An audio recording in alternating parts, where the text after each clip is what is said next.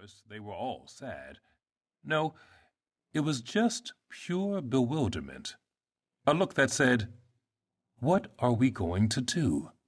Or, "Will I fully recover? Am I going to be my old self?" I didn't have an answer for that look, but we found that answer in the hard work the doctors laid out for us. We found that answer in the time it took to work these people back to how they were. We had a regimen, a routine. We had a game plan, and it's exhausting, it really is. Not just for the patient, but for the therapist, too.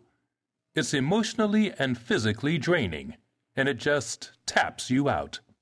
Sometimes I went home so emotionally drained at the end of one of my shifts that I wouldn't eat dinner. I just crawled straight into bed, slept the full 8, and then I had a huge breakfast the next morning and came back to do it all over again. But here's the beautiful thing about the human spirit. No matter how hard I worked, my patients worked harder.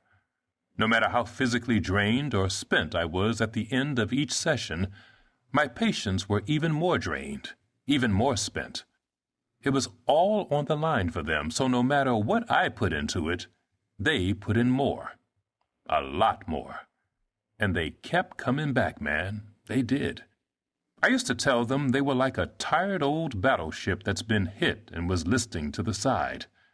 That's what I caught myself thinking when I was working with these patients. But I'll tell you something just as I told them. They were still seaworthy. You bet your life they were seaworthy. A little time in the yard and they were back at it, no question. They could do the work and make the repairs and get it back. Not right away, but they could get it back. The will to heal, to conquer, to drive, to crawl, to just take one simple step, or to hold a glass of water and bring it to your lips, or to make a simple circle on the tabletop with the palm of your hand. It's a powerful thing, it truly is, and it's a wonderful thing to see. From time to time, I'd catch a patient cheating on his therapy. By cheating, I mean he wasn't doing his exercises the way he was supposed to do them. By cheating, I mean he was going through the motions, but he was doing a kind of end around. You'd try to educate the patient about the muscles, about which ones did this and which ones did that, and then you'd ask him to make a certain motion, and he would go at it like, "Shoot the juice, Bruce." He would think, "All right, I'm going to lift this leg, so let's put everything into this one simple motion. Everything." Seems like a good idea at the time, but it won't take you where you want to go. And that kind of thinking needs muscle education because the patient, calling upon everything, makes every muscle tighten. Here's what I mean. Let's say I want you to lift your arm, and to do so properly, you have to work the muscles around your arm from the tip of your shoulder down to the tip of your hand. You're weak, or you can't get your body to respond to a simple command from your brain. Whatever it is, it's just not working. But then somehow you discover that there's a way to lift your arm. Only it's the muscles in your neck that are doing the work instead of the muscles in your shoulder that you're supposed to be working. So you go ahead and do it that way anyway. You take that everything approach, but it doesn't get the job done. It just doesn't. Not over the long haul.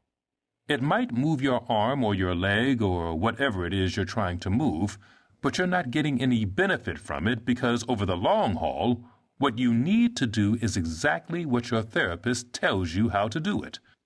Otherwise, you're just going through the motions. That's what we called cheating. You do the work, but you take those little shortcuts. I always thought it was the darndest thing, the way these patients would try to cheat on you.